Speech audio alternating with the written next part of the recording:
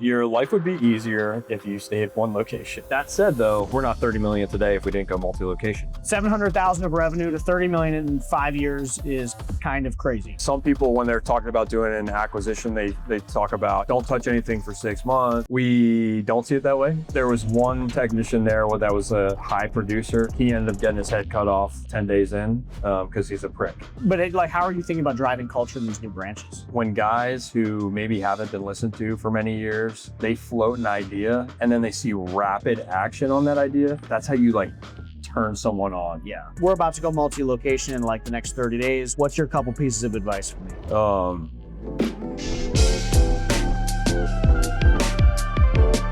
I'm John Wilson. I run a podcast called Owned and Operated.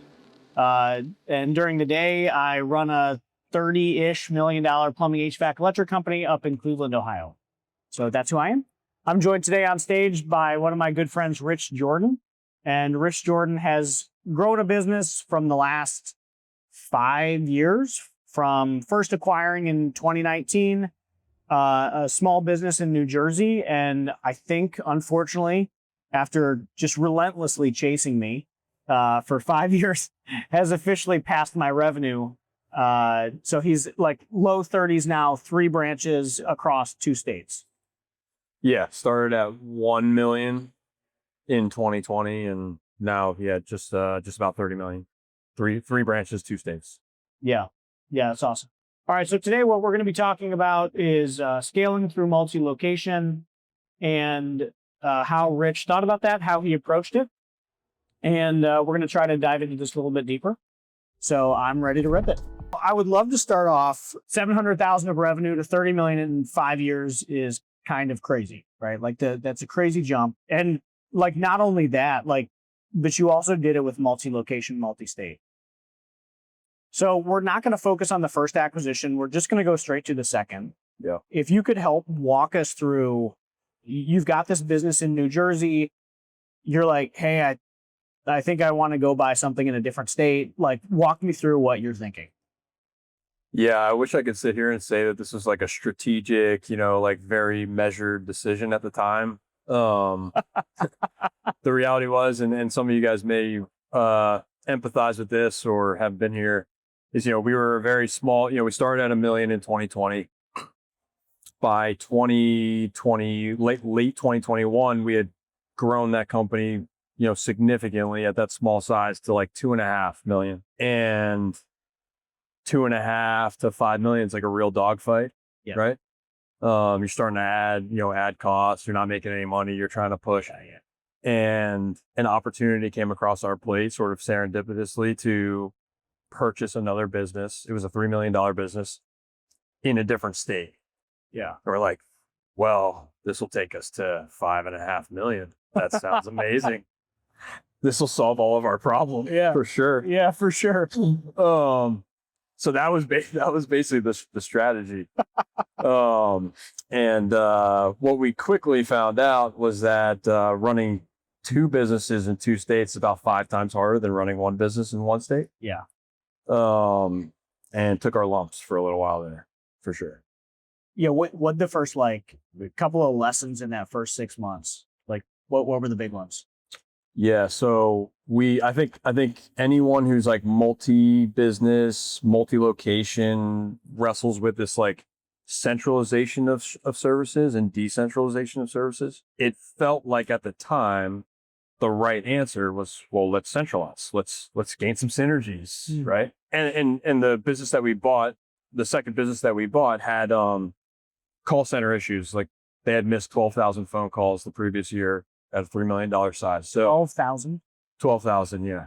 And so we tackled that right away. And one of the ways we tackled that was centralizing the call center. But the reality was, we were a small business with a janky call center, looking back. And then we tried to basically double the volume on the same team with, the training that you would expect of a $2.5 million call center team. The dispatch training you'd expect at that size. We just basically did poorly. So about 6 months into that, or maybe 9 months into that, we decentralized again. and basically like split those two businesses completely at the time. Now, 3 years later, we've re-centralized everything, but we're a much more robust business, and like have our shit together a little bit more. And we're actually doing a decent job of it this time around. Yeah. I think something to note, because you're on your third location now, and like thinking about fourth in the next 6 months. Yeah.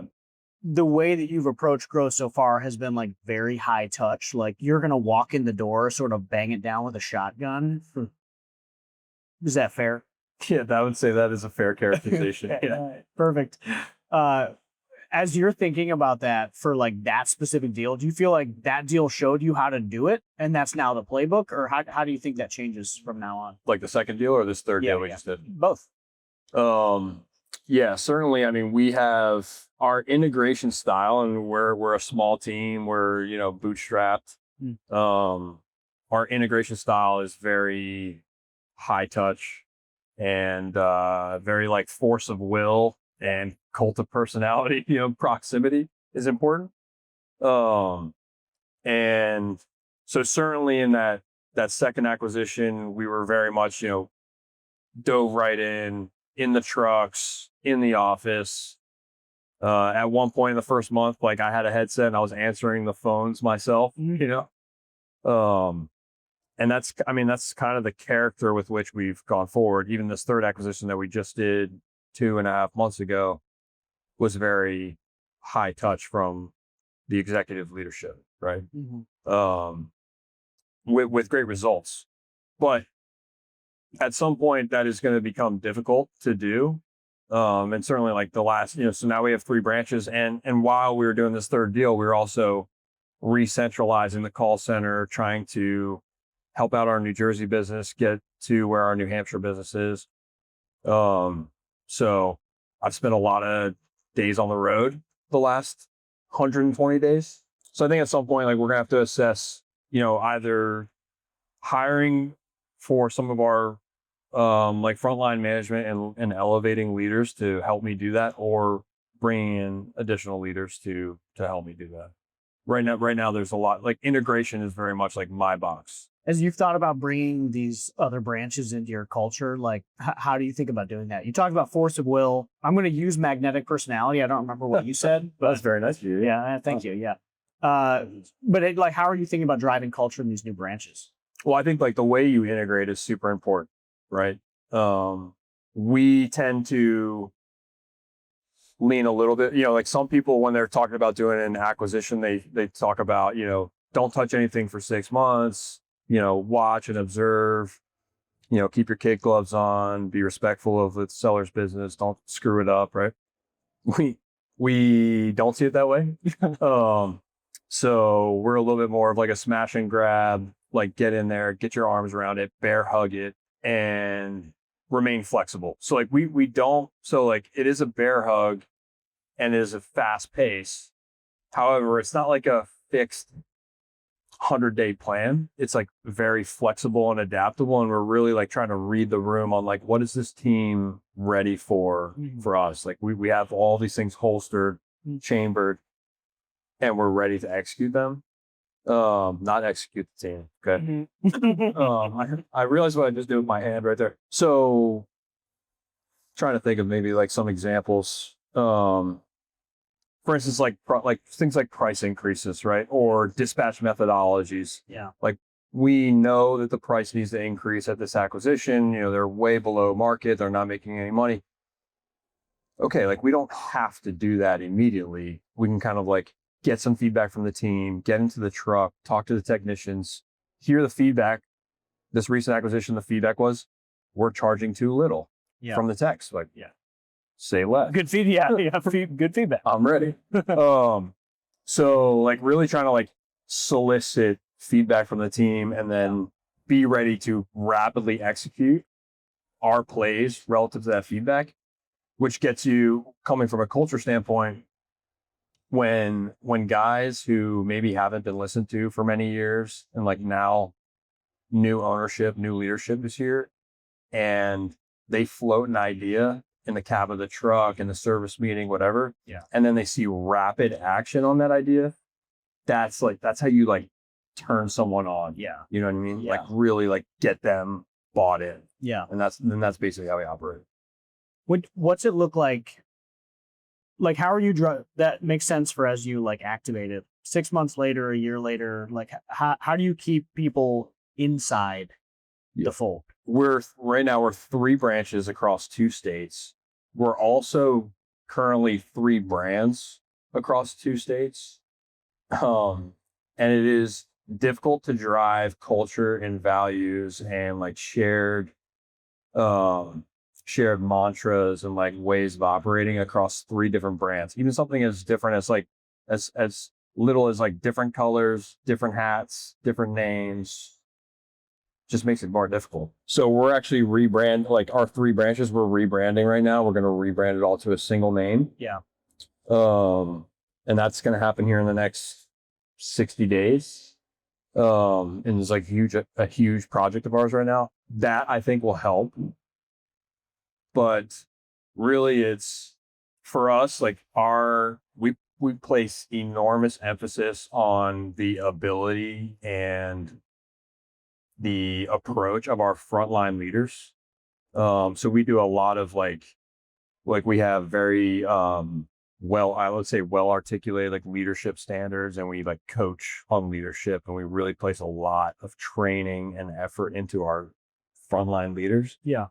And I think like that's really like where culture like really hits the road. And so like certainly like this acquisition we just did, like like I spent a lot of my time like coaching that manager on how we lead, and what expectations are of him, and like how I can help him get there, stuff like that. And I think that's a big part of it.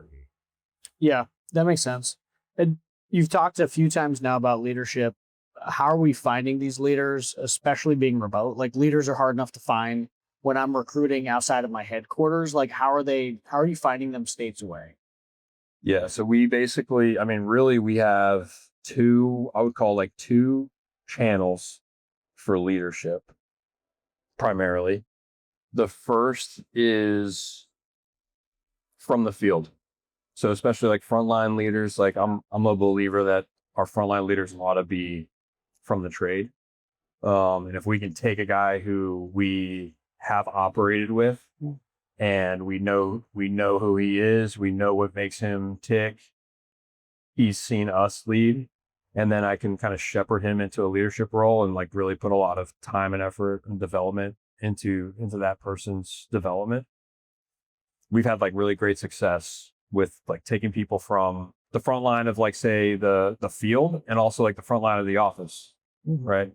We've got 2 people here from Sanford today, former dispatcher, now customer experience manager, former technician, now service manager, that are both kicking ass and doing a great job and are like great examples of this. I'd say like the second channel that we're starting to tap more and more is and Connor, my number 2, our military background is starting to reach back into the military and pull guys out and pull them into the team. And we've done that now with 1 and early innings with him, but it seems like we're gonna have a good outcome there. How are you guys thinking about balancing speed and control as you're doing this?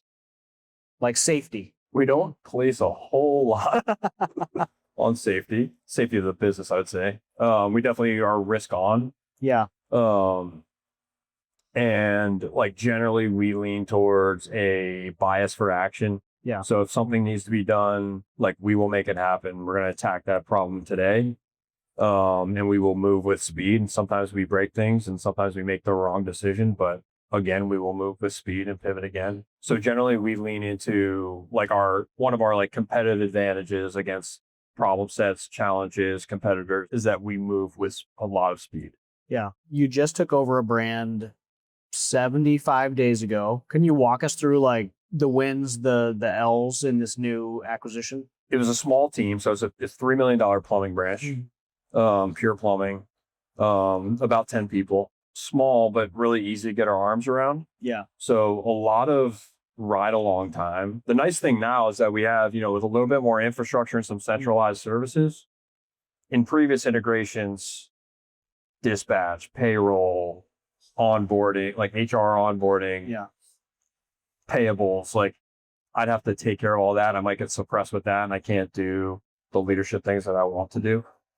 Now we have the team, the process, the centralization where a lot of that stuff is happening in the background, right? My HR guy's taking care of stuff, call center's taking care of things. And I was able to really just dive in, jump in the trucks, get with the managers and like really drive meaningful outcomes in the field. And like culture wins. So we really leaned into that. There was one technician there that was a high producer, and kind of had everyone fooled that he was the right guy. He ended up getting his head cut off 10 days in, because he's a prick. Yeah. To everybody. Yeah. So that was actually a huge cultural win. And that was some of my ride alongs in the trucks with the other plumbers kind of like made me aware that like, hey, like we have a problem over here. And this is actually like a really systemic problem. So when we sort of made that seemingly difficult decision, we gained a lot of like credibility with the team immediately. And that was able to like push change faster, right? Yeah. Like we were able to really lean in after that. So like the following week we made price changes, right? And in some cases they were drastic, but armed those technicians with like in the ride alongs, in the service meetings with the training to kind of weather that price increase. And they've nailed it. So like for instance, in June, we took over July 1st. In June, these plumbers were like generally at like 20,000 or 19,000 to 25,000 a month of revenue, which like is not great for a plumber, in my opinion. In August, those same plumbers were doing 120,000 out of one truck, 76,000 out of the next truck, 56,000 out of the next truck. Price had to do with that, but also like conversion rate, close rate. These guys were getting told no a lot, even at a lower price. Now they're asking for a higher price and converting at a much higher clip. And so like, what does that mean? Like say for the P&L is that we pushed the gross margin up 10 points in 60 days. And pushed, EBITDA to like, of course we're assuming a lot of costs centralized, but for that branch level, EBITDA is like 28% at that branch today. Yeah, I would take 28% all day. You're getting ready to start greenfielding. How are you thinking about that as a part of the whole, everything we've talked about so far?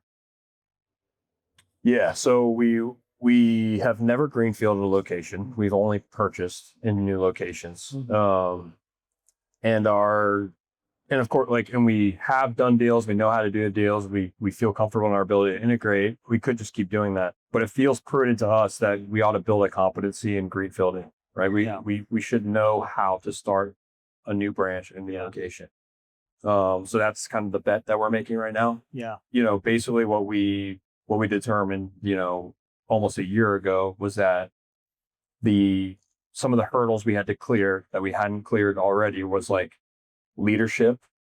So what is it like? What's the chicken or the egg on the leadership for that greenfield location? If we're going to be hiring technicians in a new market that have never worked with us before, how do we get them trained up quickly onto our system while not necessarily having like ad hoc osmosis proximity that we really lean into now? And then of course, the marketing and the leads and things like that. So we've basically, and like recruiting. So how do we, over the last like 10 months, we really like try to like check those boxes, hired a recruiter, built out a recruiting plan, brought on an ATS system, started, building out, more robust training, that we can really like put a technician through and try to like slam them through in like 3 weeks to get them lethal in the field, and like kind of like indoctrinate them into our values. Hired a leader. This is that military leader. Trained him up, have him kind of like running point on the project of launching this greenfield. So these are like some of the things that we're fighting through right now. But certainly, like I think it's going to be tough. Like the variable that is still unsolved is like, what is it going to look like from a marketing perspective? Yeah. And like, what can we expect? Like, so we have a plan to go in and spend a certain amount of dollars in a certain way, but what is that going to bear as far as like lead volume, and how fast is it going to come, and what kind of staffing can we feasibly like be comfortable starting with? Yeah. and that's still TBD. Right now, I think we're budgeting for that. Like a lead is going to cost us about $400. Yeah. Not being known in the market, and then try to fight that down over the course of 12 months. Yeah. Everyone knows leads are tough to come by, but what if they weren't? Service Scalers is the no BS marketing team for contractors, and they're running SEO, PPC, LSAs, and Google My Business campaigns that actually bring in customers, not just clicks. They've delivered consistent leads for me tied to real revenue, and they can do the same for you. Sign a 12-month contract and your first month is free. Click the link below to get started. Service Scalers, no BS, just leads. What's your advice for somebody wanting to get like me? Me. Yeah, I want to go. We're about to go multi-location in like the next 30 days. We close mid-October. What's your couple pieces of advice for me? Keep me on the straight and narrow here. Yeah, I think and this is an acquisition. Yeah. Correct? Yeah. I think you have to quickly assess what are the things that you can tolerate not changing. And then what are the things that you really want to bring, like for strategic reason, and also for like new wins with your new team, and an assessment of the leadership on site and whether they're capable. And my understanding is that the leadership is capable at this one. Yeah. I think that's like understanding like what your non-negotiables are, what you want to go in and like really, really push for. And then what are you willing to be flexible and adaptable? Like we were saying, like I was saying, like you have the playbook for, but you don't necessarily have to play it until the team's ready to receive it. Yeah. Or your team's ready to bring it. Right. Yeah. So that's what I would advise. Yeah. Yeah. That feels pretty good. What should everybody be taking home with them as we end this out? That's advice for me. Anybody else? Just like stay in one location, make your life easy, or buy a small plane. Yeah. Your life would be easier if you stay at one location. Yeah. It is harder. That said though, like we're not 30 million today if we didn't go multi-location. Yeah. Period. Yeah. Actually, my second location is now my largest location and my most robust. And it's the reason that we're operating the way we are is that we've learned all those lessons in the second location. Yeah. I mean, I think understand that, if you're like me in 2021 and you think like a second location in a new market is going to help you get over the hump, it's not. It's going to make the hump bigger for you to try to climb over. But certainly it can be done. And I think a mix of competency and like Greenfield and like small tuck-in M&A could be very powerful for bootstrap owners. Awesome. Well, thanks for jumping on tonight with me, and thanks for like talking to everybody. I know it's late, and I appreciate the story. And 700 to 30 million in 5 years is nuts. So I appreciate you walking us through it. Cheers. Thanks, Rich.